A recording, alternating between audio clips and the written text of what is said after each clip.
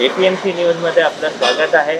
आपण आज मुंबई कृषी उत्पन्न बाजार समितीमधील धान्य मार्केटमध्ये उभे आहोत. खरं तर ह्या मार्केटमध्ये 5 मार्केट आहेत. त्याच्यातल्या विविध मार्केटची आपण वर्षभर संचालक काळामध्ये ज्या पद्धतीच्या मूलभूत सुविधा निर्माण झालेल्या आहेत, मूलभूत सुविधांमध्ये ज्या अडचणी आहेत त्या विषयांवर आज बोलणार आहोत.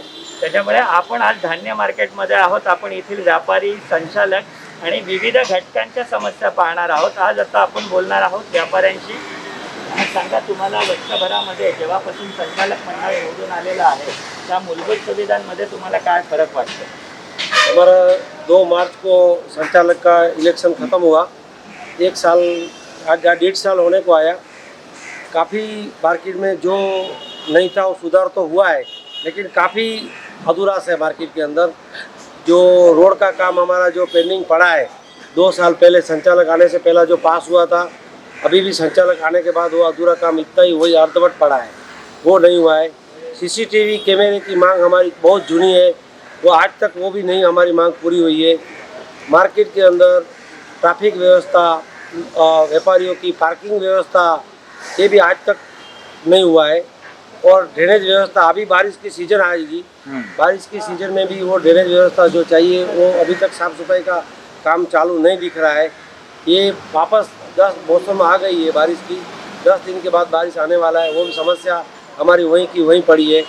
और जो मार्केट के आर से ए तक हमारा जो रोड काफ़ी काम हो गया है, लेकिन जो हमारा आर से जेड तक जो बाकी का रोड है, रोड का समस्या ऐसे की ऐसी पड़ी है।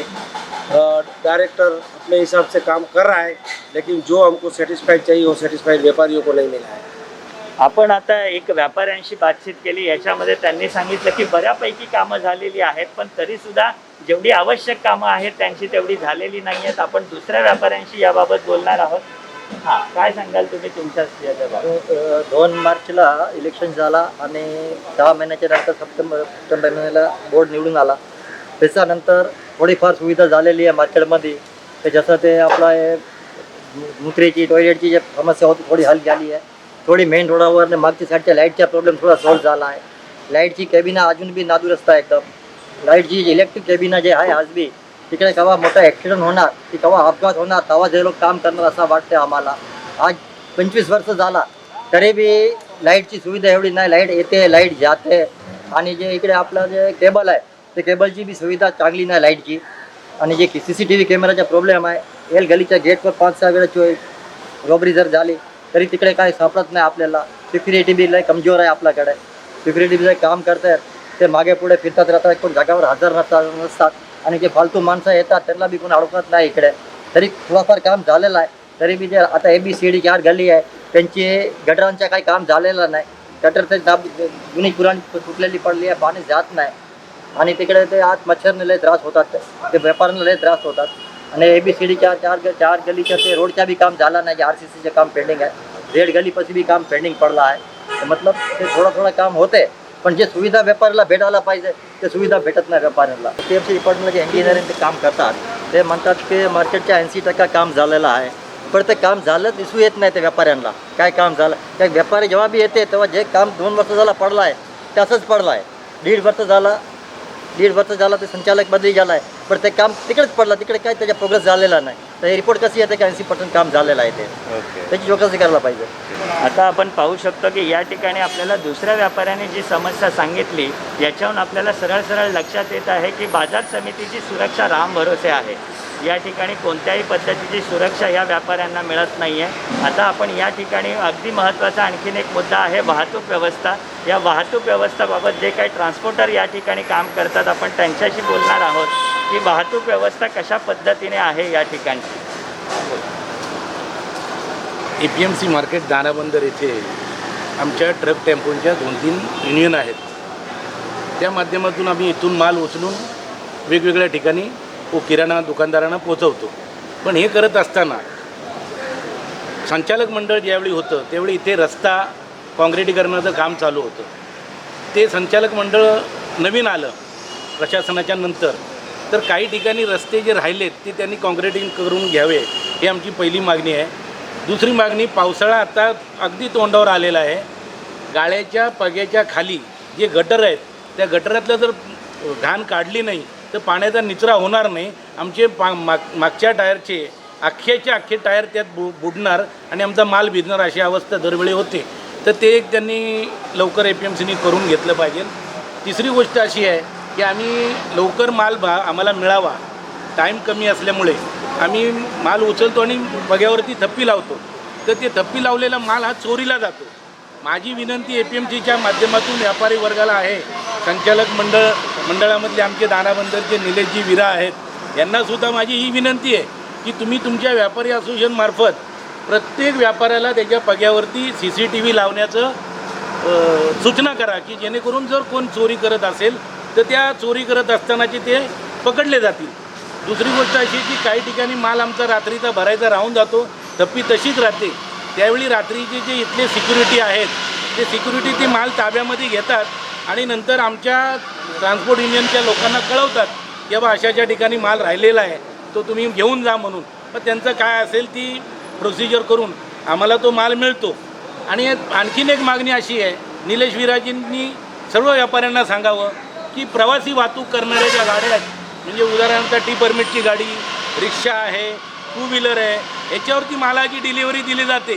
त्या मालाची डिलिव्हरी दिल्यानंतर तो जो माल गाळ झाला, तो जो बिल कोणी चोरलेला असेल आणि त्याच्यावरती जर त्या मोटरसायकलवरती, रिक्षामध्ये किंवा 2 व्हीलरवरती अन्य कुठल्याही प्रवासी वाहनामध्ये घेऊन गेले असेल तर त्याचा सुगावा लागत नाही आणि त्याचा आरोप आमच्यावर येतो. तर ह्या काय आमच्या 4-5 मागण्या मी तुम्हाला ज्या सांगितल्या आता, ह्या इथल्या संचालक निलेश विरा यांनी APMCशी संलग्न होऊन त्या मागण्या लवकरात लवकर पूर्ण कराव्या. CCTV हा फक्त मुख्य चौकात लावण्यापेक्षा प्रत्येक व्यापाऱ्यांनी त्या ठिकाणी लावली तर प्रत्येक ठिकाणी कोणती गाडी आली, कोणती गाडी गेली, कुठल्यानी माल उचलला, कुठल्यानी माल नाही उचलला, चोरी कुठल्या पद्धतीने होते हे सगळं कळू शकतं. एवढीच आमची मागणी आहे ट्रान्सपोर्टच्या मधील आणखीन एक व्यापारी आपल्यासोबत आहेत. आपण जाणून घेऊया अधिक समस्यांबाबत, त्यांच्याबाबत. हां, तुम्ही साहेब काय सांगाल आम्हाला की धान्य मार्केटमध्ये नक्की काय अडचणी आहेत? धान्य बाज़ार में अभी हमारा डायरेक्टर जो निर्वाचित हुआ उसको करीब 1 साल हो गए हैं और वो अपनी समस्याओं को रख रहे हैं, बड़े प्रभावी ढंग से रख रहे हैं. लेकिन जितना प्रशासन का सहयोग हमारे डायरेक्टर को मिलना चाहिए वो नहीं मिल रहा है. समस्या रख रहा है लेकिन उसको क्रियान्वित करने में बहुत डिफ़िकल्टी आ रही है. मैं आपके माध्यम से ये कहना चाहता हूँ कि जो डायरेक्टर हमारा APMC में मुद्दे रखें उसका तत्काल समाधान होना चाहिए. ये बात उसके पहले जो हमारा मास वितरण कार्यक्रम था उसमें भी मैंने ये बात कही कि जो काम अधूरे हैं तत्काल उसको पूरा किया जाए. हमारा इधर का डामर का एक काम बाकी है, अभी तक बाकी है. पत्रा का हम बोल बोल के थक गए, 25 साल 30 साल हुआ, अभी तक नहीं चेंज हुआ. हमने 24 घंटा पानी का बोला, अभी तक नहीं हुआ. मैंने बोला कि भाई कहाँ तकलीफ़ है, महानगर पालिका का तकलीफ़ है परमिशन का, तो हम चलते हैं, नहीं हुआ. इलेक्ट्रिसिटी का हालत इतनी ख़राब है कि कहीं भी बड़ी हादसा हो सकता है, लोग मर सकते हैं. उसकी वो RCC का वो लटक रहा है, अभी तक सॉल्व नहीं हुआ. मतलब अभी ये कहा आपने कि आपके जो डायरेक्टर है वो काफ़ी अच्छे ढंग से काम कर रहे हैं, लेकिन बाजार समिति प्रशासन आपको सहयोग नहीं दे रही है. Yes. तो मतलब आपका डायरेक्ट रोक है वो जो बाजार समिति प्रशासन पे है? यस. देखो एक बात सुनो, मैं क्यों कह रहा हूँ, हमारा तो किससे भी विरोध नहीं है. हमारा जो 25 साल 30 साल में काम नहीं हुआ, काम होना चाहिए. उसके लिए हम बाजार समिति को भी बोलते हैं आप काम करके दिखाओ ना, हम रेवेन्यू देते हैं, हम APMC देते हैं, तो हमें सुविधा दो ना, जो हमारा मौलिक अधिकार है. दूसरी बात, हमारे इधर में हम मालिक हैं, हम ऑनरशिप के मालिक हैं, हमारा कोई लोन बकाया नहीं है, फिर भी इधर के इंजीनियर बोलते हैं हमको हमी पेपर दो, हमको स्टाम्प पे लिख के दो. किस बात का हमी पत्र, किस बात का लिखने का? 5 कट्टा सीमेंट के लिए तुम्हारा परमिशन की आवश्यकता क्यों है? क्यों हमें बोलते हैं? हमारा खुद का गोडाउन है तो परमिशन की लेने की आवश्यकता कहाँ है? हम हमारे इधर कर रहे हैं. अरे आप नहीं कर रहे हो, पत्र हमारे पैसे से लग रहे हैं, बोलता परमिशन दो. अरे तुम्हारा स्ट्रक्चर में लादी तुम्हारी तरफ से ख़राब है, हम नया लगावे, परमिशन दो. स्टाम्प पे लिख के दो, परमिशन दो. किस बात का? ये तानाशाहपूर्ण रवैया को ख़त्म होना चाहिए और पब्लिक को ये लगना चाहिए कि अपना राज चलता है, अपना काम चलता है. इसके APMC के साथ में कितनी तकलीफ है. हमारा व्यापार दिन दिन घट रहा है. चोरी चकारी बढ़ रही है, टैक्स लग रहा है यहाँ पे, बाहर टैक्स नहीं है, व्यापारी की कमर टूट गई है। 1.5 साल के अंदर में एक तो आउटस्टैंडिंग नहीं आ रहा है, उसके बाद में धंधा कम, डायरेक्ट व्यापार शुरू, हजारों समस्या है। और अभी व्यापारी की हालत ऐसी हो गई है, एकदम पतली हो गई है, उसको अपना व्यवहार निपटाने की तकलीफ हो रही है। ठिकाणी आपण आता पाहिलं की आपल्याला व्यापारी आणि वाहतूकदारांनी विविध समस्या सांगितलेल्या आहेत. या विविध समस्या सांगितल्यानंतर मार्केटची अवस्था कशी हे आपल्याला पाहायला मिळतं. परंतु वर्षभरापूर्वी या ठिकाणी धान्य मार्केटमधील जे संचालक निवडून आलेले आहेत, निलेशजी वीरा आपल्यासोबत आहेत. ते संचालक प्रतिनिधी म्हणून आपल्याला काय सांगतात आपण बघूया. बाहेर सोडून द्या. सध्या निवडणूक झाल्यानंतर 1.5 वर्ष होत आला आहे. बोर्डचं निर्माण होऊन कमीत कमी 8-9 महिने होत आले. जे अवस्था आम्ही बोर्डमध्ये बसताना जे काही मार्केटची अवस्था होती का 6 वर्ष प्रशासक काळ होता आणि हायकोर्टच्या ऑर्डरमुळे कुठलाही धोरणात्मक निर्णय प्रशासक घेऊ शकले नव्हते. तरीही मंत्री महोदयांच्या परवानगीने आमच्या मार्केटच्या मध्ये रोड आणि गटरी कामाचे कॉन्ट्रॅक्ट दिले गेले.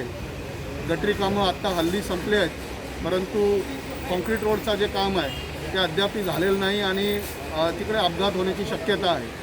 त्या संलग्न डिपार्टमेंटशी, इंजिनिअरिंग डिपार्टमेंटशी आणि त्या कॉन्ट्रॅक्टरशी संवाद करत असताना असं समजतं आहे की त्यांच्याकडे पैसे नाही किंवा त्यांची काय मानस्थिती नाही. त्याच्यावर कठोर कारवाई करावी अशी मागणी आहे आणि त्यांना ह्यानंतर कुठलीही नवीन कामं नाही द्यावं कुठल्याही बाजारात, हाही आमची मागणी तिकडे आणि तसं लेखी केलं आहे. आता विषय जे काही आमचे व्यापारी सहकारी, ट्रान्सपोर्टर सहकार्यांनी जे काही मुद्दे मांडले, खरं म्हणजे त्यांचं म्हणणं खरंच आहे. अशी अवस्था आहे बाजारपेठात की काम भरपूर करायचे आणि आमच्याकडे वेळ कमी आहे. तरीसुद्धा आमच्या गल्लीला जे काही टॉयलेट व्यवस्था होती अगदी झरझरीत होती आणि कोलॅप्स झालेली, त्या सर्वांना रिपेअरिंगचा ऑर्डर दिलेला आहे. ते काम हल्ली सुरू होणार आहे. आमची ABCD गटरी कामं जे काही 7-8 वर्ष जुनी आमची मागणी होती आणि ते कामं बाकी होते, त्या सर्वांचे मंजुऱ्या घेतल्या आहेत आणि ते टेंडर प्रोसेसमध्ये गेलेले आहेत. ह्या व्यतिरिक्त आमची गल्ली ज्याच्या ऑफिसेस आणि गाडे असे आहेत, त्याच्यात पावसाळ्यात भरपूर पाणी गळतो. पाणी जमल्यामुळे त्यांचं टेरिसीच्या वॉटरप्रूफिंग ह्यासुद्धा मान्यता घेतलेला आहे आणि ते सुद्धा मान्यतेसाठी पुढे पुणे पणन खात्यात गेलेलं आहे. त्याचप्रकारे आणखीन 2-3 कामं जसे की प्रत्येक गल्लीच्या बाहेर जे काही आमचे कोलॅप्सेबल गेट्स असतात त्यांची दुरुस्तीकरण करणे, आमचे विद्युत मीटर जे आहेत इलेक्ट्रिक मीटर ह्या सर्वांची दुरुस्ती करणे. फक्त सिव्हिलवर आता प्रश्न असा आहे की फक्त आम्ही जर मीटर रूम बनवलं आणि त्याची वायरिंग जे काही खराब झाली असेल त्याला आम्ही जर बदली नाही केलं तर आमची प्रॉब्लेम सॉल्व्ह होत नाही. म्हणून त्याच्यासाठी पाठपुरवठा इलेक्ट्रिक डिपार्टमेंटबरोबर, विद्युत विभागबरोबर करण्याची गरज आहे.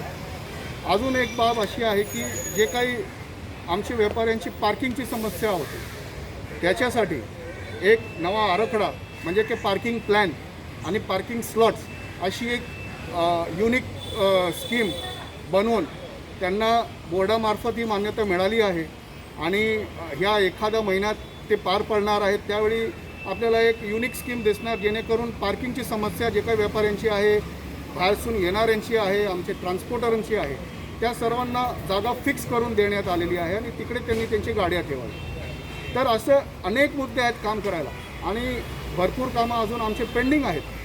जसे की अजून प्रत्येक गल्लीत जे काही कॉमन टॉयलेट्स आहे त्यांची अवस्था अगदी वाईट आहे. त्यांना दुरुस्तीकरण करणे, नवीन करणे. आमची एक दुविधा आहे. 3-4 वर्षापूर्वी एक नवीन शौचालय, कॉमन शौचालय उभारण्यात आले, परंतु ते चालू झाले नव्हते. ते हल्ली पाठपुरवठा करून त्यांना टेम्पररी धोरणावर त्यांना ऑपरेशनल करण्यात आले, पण त्यांना रेग्युलर नाही झाले तर पब्लिक त्याला यूज करू शकते. या प्रकारे कामाचे स्वरूप एवढे मोठे आहे तिकडे की छोटे कामं जी घेतले, बेसिक एम्युनिटीज काय आम्ही काय जास्त मोठी मागण्या नाही, पण पाणी, लाईट, शौचालय, गटर कामं हे सर्वच मागणी आणि ह्याचाच पाठपुरवठा करून पहिले ते कामं हातात घेतले. सध्या पावसाळा डोक्यावर आहे आणि जे काही डिसिल्टिंग वर्क असतो ते सुद्धा मान्यता होऊन ते मला वाटते 2-3 दिवसात सुरू होणार आहे. ह्याच पद्धतीने पावसाळ्यात जे काही गटरी कामं असतात आणि त्याचे ढाकणे उघडे राहतात, ज्याच्यामुळून पाणी भरलं किंवा काही झालं तर त्यांनाही बदली करायचं सर्वांना दिलेलं आहे. अजून पावसाळ्यात जे काही वरचे आमचे शेड्स आहेत त्याचे छपरे आहेत, त्या छपऱ्यांना जे काही तुटले फुटले छपरे असेल आणि पाणी घडतो आतमध्ये त्या सर्वांना बदली करायचं ही मान्यता दिलेली आहे. तर मान्सूनसाठी जे काही बेसिक अम्युनिटीज आहेत त्यांना अर्जंटली पास करून घेतले आहेत आणि बाकीचे जे काही करायचे विषय आहेत ते सुद्धा हातात धरून त्यांना रुटीनमध्ये मान्यतासाठी ठेवलेलं आहे. आता आपल्याला यांनी सांगितलेलं आहे की बाजार समिती प्रशासनाचे जे नियम आणि कायदे आहेत, या नियम आणि कायद्यांमुळे आम्हाला व्यापार मोठ्या प्रमाणात करणं कठीण जातं. व्यापारी उद्ध्वस्त होत चाललेला आहे. बाजार समिती प्रशासनाकडून कोणतंही सहकार्य मिळत नाही. ज्या पद्धतीची आम्हाला मदत पाहिजे ती मिळत नाही आणि मूलभूत सुविधा तर अजिबातच मिळत नाहीत. अशा पद्धतीने आपल्याला या व्यापाऱ्यांनी सांगितलेलं आहे. ताज्या घडामोडी पाहण्यासाठी APMC न्यूजला सबस्क्राईब करा आणि बेल आयकॉनवर प्रेस करा.